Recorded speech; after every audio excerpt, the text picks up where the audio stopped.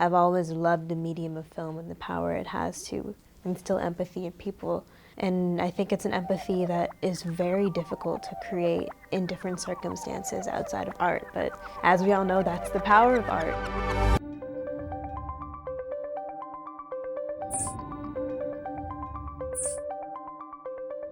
When I get a script, first I think, okay, does this capture me?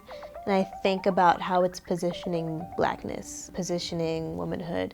Is it positioning it in relationship to whiteness as something that is subservient to it? Or is it functioning organically and independently outside of the confines of heteronormativity, misogyny, and racism? It's thug life. The hate you give little infants. That's everybody. I don't think there's a character that I've played that isn't one facet of me in some way, or a lot of different facets of me.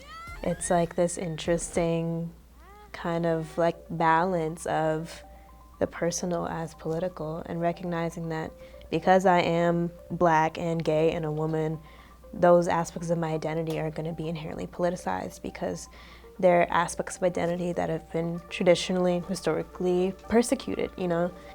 I guess you could call it activism, but for me it's also just existing as myself and not make myself smaller to fit within certain boxes. It's about more than just color.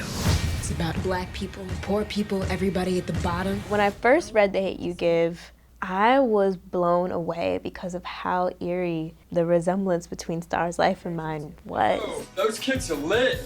She attends this preparatory school that's primarily white and privileged, and the kids at her school don't understand her experiences at home. Out of the car. Yo, Star, you okay? Go back where he told you. Khalil, I'm not playing. Go back where... She's 10 years old when she first starts going to this school. And I was 10 when I first started going to a white preparatory school that was really privileged and very different from my home environment. And I understood very early on that there was this language of privilege and whiteness and wealth that I kind of had to observe and adapt to. This is talking about code switching, talking about how to be Black, how to not be Black, how to fit in. What is Blackness? What does it actually look like? Is it a way of speaking or being, or does it exist completely outside of that? But your face is so Anjan. Schlegel is my mother's name. I have noticed this kind of theme or this thread of playing people who exist at really interesting intersections of identity. And I think that's just because that's my experience and something I understand. And I recognize that as a child, if I had been afforded the sort of representations that I aim to create now, it would have done so much for my self-worth and so much for other people who look like me.